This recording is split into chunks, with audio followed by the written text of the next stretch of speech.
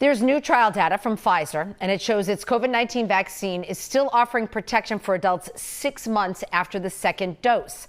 Here to answer your questions is Dr. Todd Ellerin, of course, Chief of Infectious Diseases at South Shore Health. And Doctor, we always appreciate your time and your expertise. You've said a number of times that these vaccines are safe and effective, but right now, there still is no way to know how long these protections last. So do you think that the Pfizer information suggests that possibly it could be longer than 6 months? And would you expect similar results from the other two manufacturers, of course, Moderna and Johnson & Johnson?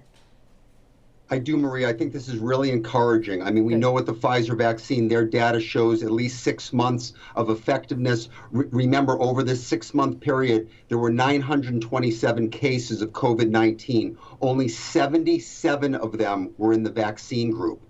850 of them were in the placebo. I mean, that is great. That's over 90% effectiveness out 6 months. And when you look at severe cases, 95 to 100% effectiveness. Now, I think this bodes very, very well for Moderna, given that it's a similar type of platform. For Johnson & Johnson, I'm feeling very good about that vaccine, but remember, it's a different platform, it's a single dose, so can't quite make the same type of conclusions. So, Dr. Ellerin, if you don't mind me asking about you personally, because you've shared on the air your vaccine situation. You've been on the front line since day one. You're one of the first people to get a vaccine back in December. So have you wondered, are you still protected, and do you need another shot? And I haven't wondered about that. Remember, I'm still 3.5 months out. But I'm going to tell you what I do wonder about. I recently took care of a pregnant woman, late in pregnancy. And she came in with severe COVID. In the beginning, she just needed a little nasal cannula, a little bit of oxygen. Then over the ensuing days, more and more oxygen. Ultimately, we had to intubate her, putting her on the breathing machine. We had to deliver her baby, And ultimately, we had to transfer her to another hospital where she's fighting for her life. Now, she improved. She actually came off of the breathing machine. Then she had to be placed back on it, though. So my point is, what I really think about is I want everyone who hasn't been vaccinated to have the same chance that I have. We know how safe it is, we know how effective it is, and we know how dangerous COVID-19 is. I don't want to violate anything. If it's none of my business, say it's none of my business, but how's the baby? Doing well. Oh, good. Okay, thank you. Good. Well, our best to that mom, and we're thinking about her. Let's talk about the variants if we could. The B117 variant, it's probably better known as the UK variant.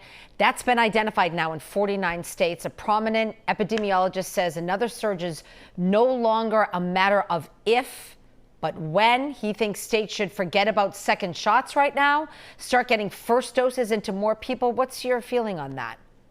So, Maria, this is a hotly debated topic. I think, first of all, the Professor Osterholm, who said this, I mean, he's really smart and he's trying to think about the best strategy.